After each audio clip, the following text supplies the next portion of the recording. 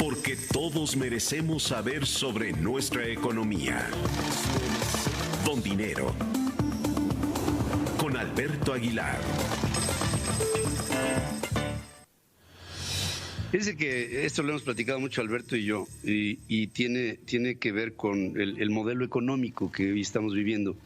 Y yo quiero tratar de entender cómo está el mundo hoy en el siglo XXI, hacia dónde va y hacia dónde está viendo el gobierno federal encabezado por el presidente de la República, y espero que en todo ello encontremos un punto de conciliación.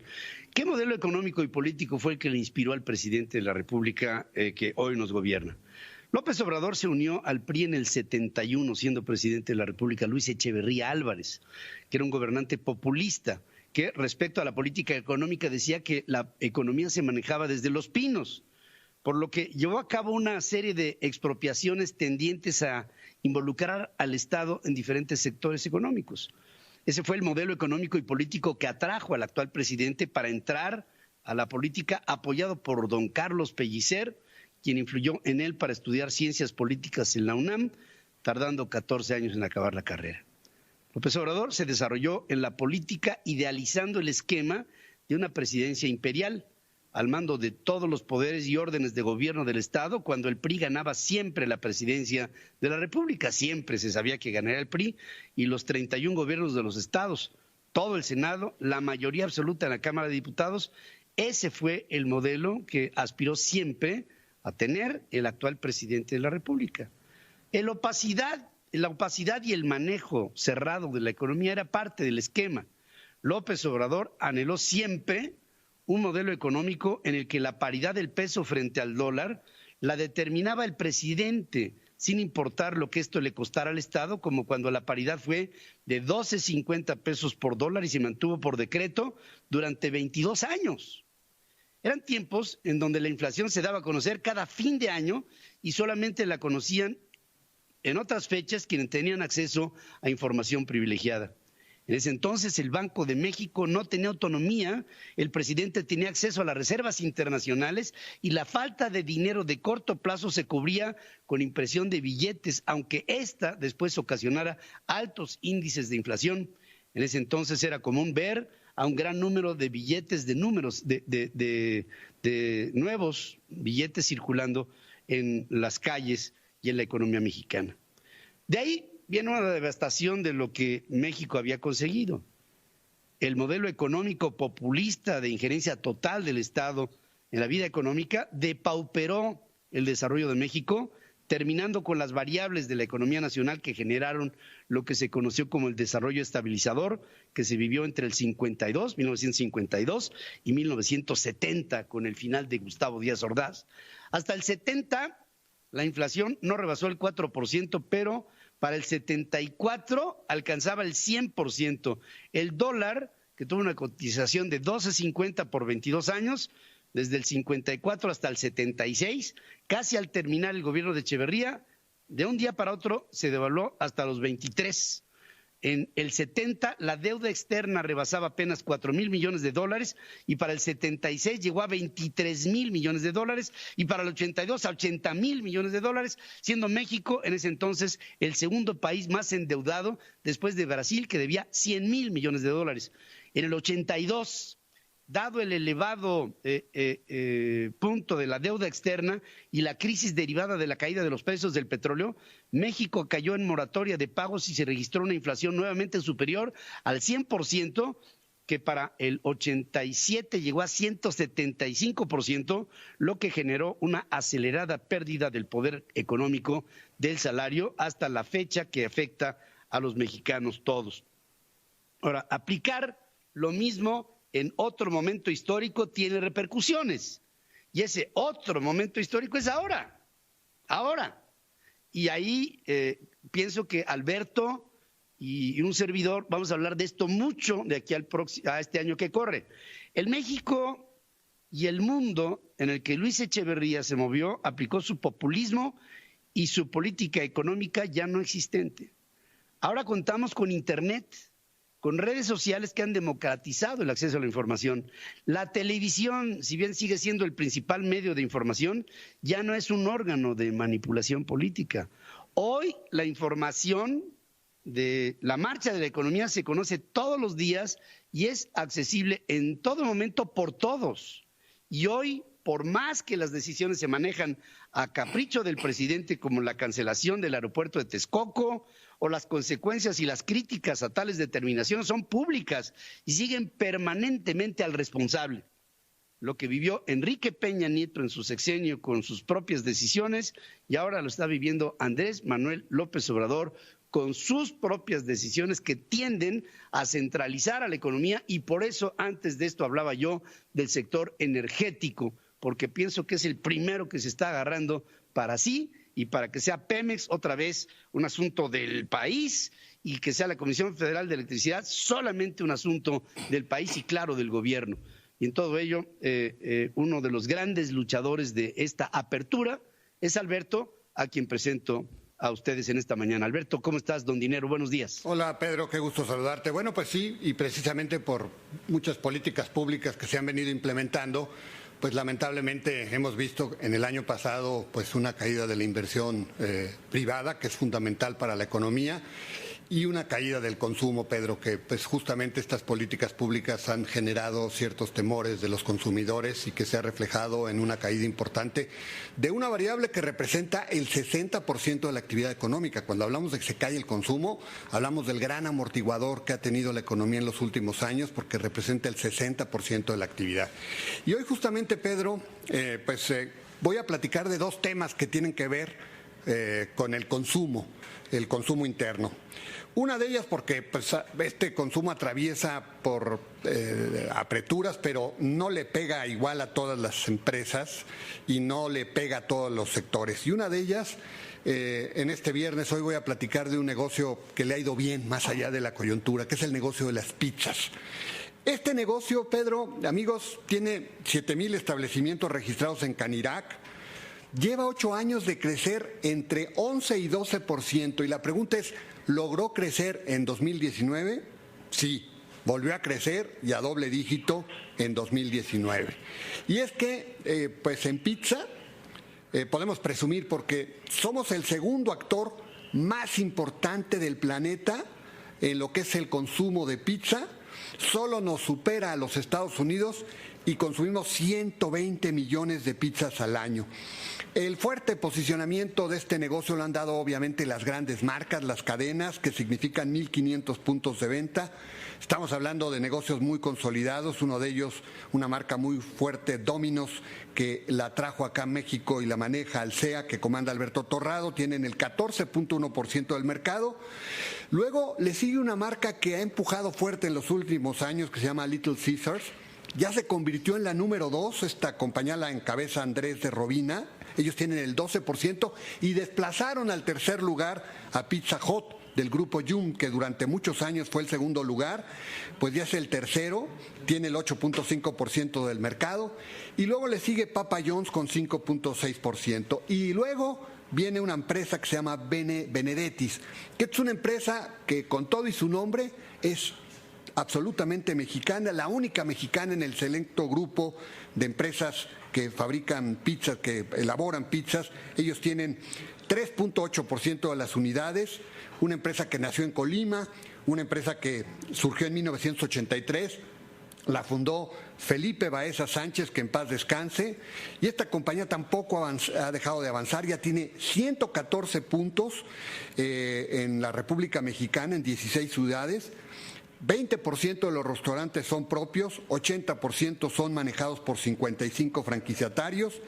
El año pasado esta compañía, que encabeza el colimense Carlos Maldonado Lares, un ejecutivo de 37 años, pudo abrir 7 nuevos establecimientos con todo y la situación económica que se ha vivido en la economía. Ellos están empujando un plan de expansión al 2022. En este año trae la mira de 20 aperturas, con todo y todo. Esto de las 20 aperturas pues tiene que ver con la franquicia, pero además hay otra variable interesante. Cuentan con el apoyo de un fondo de inversión que se llama Play Business, que este es un fondo de pequeños inversionistas, un crowdfunding, lo que se le conoce como crowdfunding, lo lleva Joan Segura, y ellos solamente de las aperturas, estas 20 aperturas, van a tomar 8 restaurantes. El resto va a privilegiar a sus actuales franquiciatarios y otros que quieran aprovechar pues el tener una franquicia de esta compañía que se llama Benedettis. ¿Cuánto hay que invertir para tener una franquicia de pizzas de Benedettis? Pues es una inversión entre 1.6 y 2.1 millones de pesos, según el modelo a elegir. Básicamente se buscará crecer en el norte, Monterrey, por ejemplo, en el sureste, en el caso de Mérida, en estados como Campeche, en Tabasco, Quintana Roo. Y bueno, pues esta compañía hoy tiene el sustento, 80% de sus unidades son unidades que reparten a domicilio, pero el otro 20% son los restaurantes que tienden a crecer, un concepto raro, ¿verdad? Casi siempre nos hemos acostumbrado a pedir la pizza a la casa. Bueno, está creciendo el concepto del restaurante, y es que en el caso de Benedettis es la única compañía que produce su masa en sitio. También en el crecimiento de este año, pues tienen una alianza con Walmart para ubicar locales pequeños y vender por rebanada. Para 2021 y 2022 la meta de Benedettis es el sumar 30 unidades, y bueno, pues esta compañía claramente quiere seguir creciendo. Este es el primer tema relacionado con el consumo. El segundo, ayer, Pedro, amigos, hubo una reunión muy interesante que realizó la Cámara de Comercio de Canadá en México, la CANCHAM, que preside Armando Ortega. Se invitó a Ari Elstein de la firma Allegis para hablar del entorno político. Se invitó a la corresponsal del Financial Times, Jude Weber, y se invitó a Mario Correa, economista en jefe del Scotiabank. Y bueno, obviamente se hablaron de los desafíos para este difícil 2020 que se visualiza. Y obviamente, pues el gran desafío, el gran reto está en reactivar la confianza. Sin este ingrediente, la verdad es que la inversión y el consumo van a tener otro año conservador. Sobre todo el consumo, lo decíamos, se ha mostrado constreñido, y este tema del consumo es de preocupar porque pues se ha mostrado constreñido, incluso no obstante que las remesas crecieron el año pasado de manera importante. Ayer justamente se dio a conocer los datos del ANTAD, las ventas del 2019, con un avance nominal, mismas tiendas del 3.4%, se puede decir que en términos reales el desempeño fue marginal.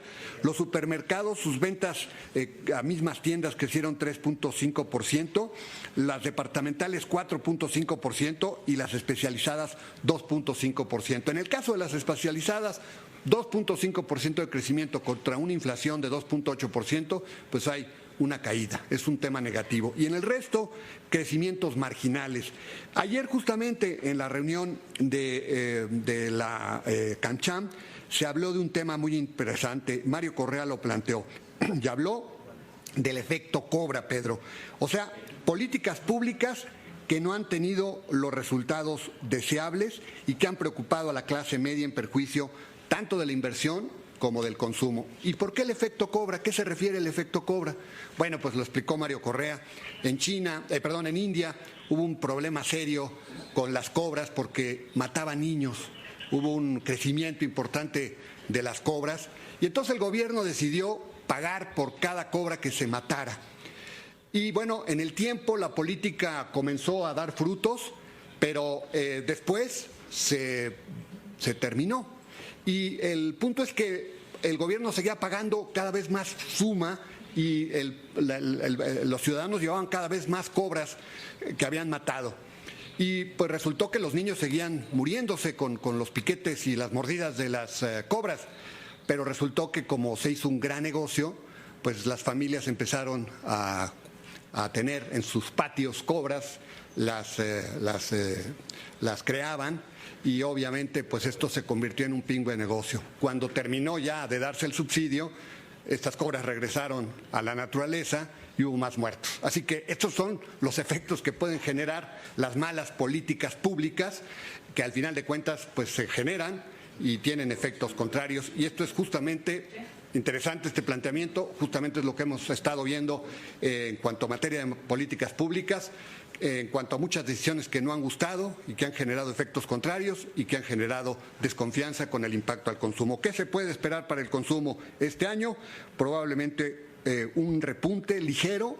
El año pasado se calcula que creció 0.9%, este año que estamos viviendo ya 1.2%, y la inversión privada seguirá en terrenos negativos. Pues Pedro, amigos, el comentario de esta mañana, ya de viernes, aquí en la capital de la República. Y fíjate que todo este preámbulo a tu presentación lo hice justamente porque pienso que si hoy, no México, sino todos los países del orbe, lo que necesitan es dar seguridad a las inversiones, dar seguridad a las operaciones legales, dar seguridad a los capitales, tanto nacionales como extranjeros, para que se generen inversiones en el sector real de la economía, no en el especulativo. Digo que está bienvenido el especulativo, pero en el real estamos viendo que hay una visión, digamos, empresarial hacia adentro de México, vis a vis con lo que pasa con el gobierno y cómo se percibe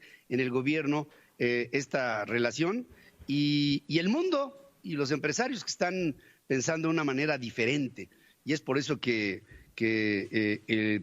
lo que yo conozco de ti, que tú eres un promotor de la inversión, hoy se está, junto con lo que nosotros pensábamos, confrontando en un país que me recuerda a aquel, bueno, tú estabas muy chamaco, pero yo sí lo recuerdo ya como joven, aquel México de Luis Echeverría Álvarez. Esto es lo que no creo que podemos seguir teniendo durante este sexenio para que no se pierda.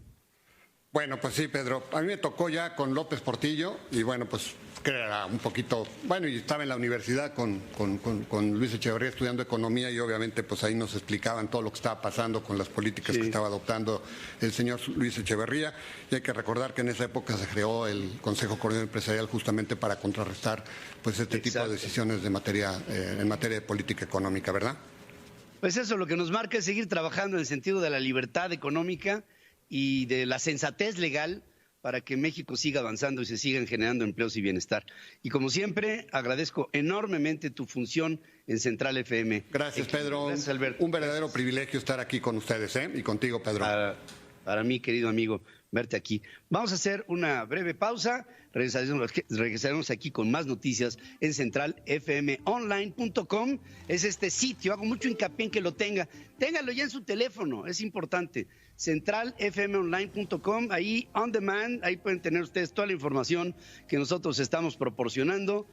Lo digital es para el futuro, pero en el presente lo digital es apabullante, y por lo mismo quiero hacerle participar a usted de esta app que está disponible en las tiendas de app, tanto en Android como en iOS. Ahí busca Central FM y ahí baja la aplicación. Claro, tenemos nuestra cabecera en el 92.1 en radio para México y 105 ciudades en la República Dominicana, con estaciones hermanas, asociadas y afiliadas, y en la televisión partiendo del 76 de Easy, transmitiendo para la televisión regional en todo el país y en 7 países del continente americano.